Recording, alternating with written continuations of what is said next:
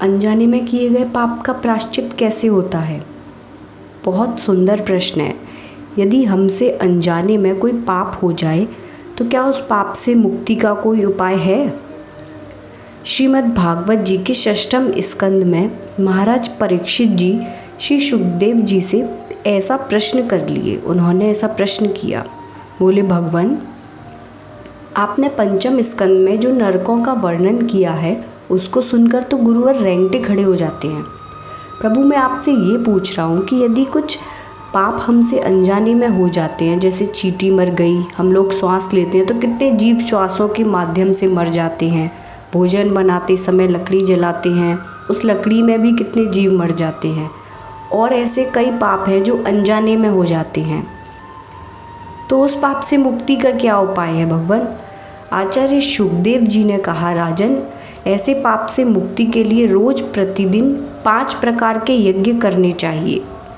तो महाराज परीक्षित जी ने कहा, भगवान, एक यज्ञ यदि करना भी पड़ता है तो सोचना पड़ता है, और आप 5 यज्ञ रोज कह रहे हैं। यहाँ पर आचार्य सुखदेव जी हम सभी मानव के कल्याणार्थ इतनी सुंदर बात बता रहे हैं, आप भी सुनिए। वो बोलते हैं, राजन, पहला यज्ञ है, जब घर में रोटी बने तो पहली रोटी गौ ग्रास के लिए निकाल देना चाहिए। दूसरा यज्ञ है, चींटी को 10-5 ग्राम आटा रोज वृक्षों की जड़ों के पास डालना चाहिए। तीसरा यज्ञ है, पक्षियों को अन्न रोज डालना चाहिए। चौथा यज्ञ है, आटे की गोली बनाकर रोज जलाशय में मछलियों को डालनी चाहिए। और 5वां यज्ञ है, भोजन बनाकर, अग्नि भोजन, रोटी बनाकर उसे टुकड़े करके उसमें घी चीनी मिलाकर अग्नि को भोग लगाना चाहिए।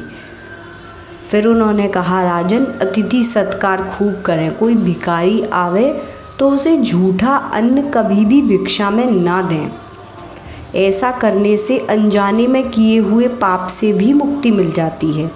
हमें उसका दोष नहीं लगता है, उन पापों का फल हमें नहीं भोगना पड़ता है। राजा ने पुनः पूछ लिया कि भगवान, यदि गृहस्थ में रहकर ऐसा यज्ञ न हो पावे तो और कोई उपाय हो सकता है क्या? तब वहाँ पर सुखदेव जी कहते हैं कि राजन, नरक से मुक्ति पाने के लिए यदि हम प्रायश्चित करें, कोई व्यक्ति तपस्या के द्वारा प्रायश्चित करता है, कोई ब्रह्मचर्य पालन करके प्रायश्चित करता है, कोई व्यक्ति यम नियम आसन के द्वारा प्रायश्चित करता है। लेकिन मैं तो ऐसा मानता हूँ राजन, केचित केवल्या भक्तिया वासुदेव परायणः, यानी कि केवल हरि नाम संकीर्तन से ही जाने अनजाने में किए हुए को नष्ट करने की सामर्थ्य है।